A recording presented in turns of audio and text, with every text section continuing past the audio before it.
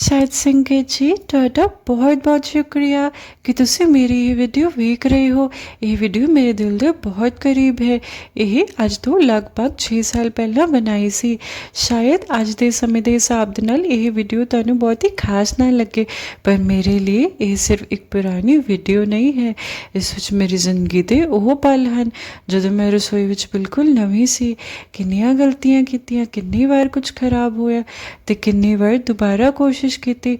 ਉਸ ਸਮੇਂ ਜਦੋਂ ਕੁਝ ਚੰਗਾ ਬਣ ਜਾਂਦਾ ਸੀ, ਮੈਂ ਉਸ ਦਾ ਸਾਰਾ ਸਿਹਰਾ ਆਪਣੇ ਸਿਰ ਲੈ ਲੈਂਦੀ ਸੀ, ਪਰ ਸਮੇਂ ਦੇ ਨਾਲ ਮੈਨੂੰ ਸਮਝ ਆਈ ਕਿ ਇਨਸਾਨ ਕੋਸ਼ਿਸ਼ ਜ਼ਰੂਰ ਕਰਦਾ ਹੈ, ਪਰ ਉਸ ਦੇ ਪਿੱਛੇ ਵੀ ਕਿਸੇ ਦੀ ਬਖਸ਼ਿਸ਼ ਹੁੰਦੀ ਹੈ, ਕਿਰਪਾ ਹੁੰਦੀ ਹੈ।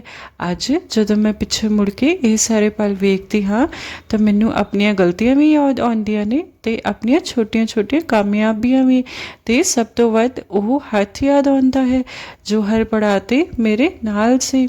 ਇਹ ਵੀਡੀਓ ਮੇਰੇ ਲਈ ਸਿਰਫ ਖਾਣਾ ਬਣਾਉਣ ਦੀ ਯਾਤਰਾ ਨਹੀਂ ਹੈ, ਇਹ ਮੇਰੇ ਸਿੱਖਣ ਦੀ ਯਾਤਰਾ ਹੈ।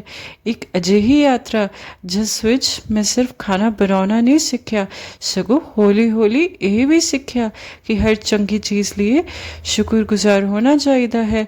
ਅੱਜ ਮੈਂ ਆਪਣੇ ਉਸ ਪੁਰਾਣੇ ਰੂਪ ਨੂੰ ਵੇਖ ਕੇ ਹੱਸ ਵੀ ਸਕਦੀ ਹਾਂ, ਉਸ ਦੀਆਂ ਗਲਤੀਆਂ ਨੂੰ ਯਾਦ ਕਰਕੇ ਮੁਸਕਰਾ ਵੀ ਸਕਦੀ ਹਾਂ, ਪਰ ਉਸ ਲਈ ਦਿਲ ਵਿੱਚ ਪਿਆਰ ਵੀ ਹੈ, ਕਿਉਂਕਿ ਜੇ ਉਹ ਗਲਤੀਆਂ ਨਾ ਹੁੰਦੀਆਂ ਤਾਂ ਸ਼ਾਇਦ ਅੱਜ ਮੈਂ ਇੰਨਾ ਕੁਝ ਸਿੱਖਿਆ ਹੀ ਨਾ ਹੁੰਦਾ।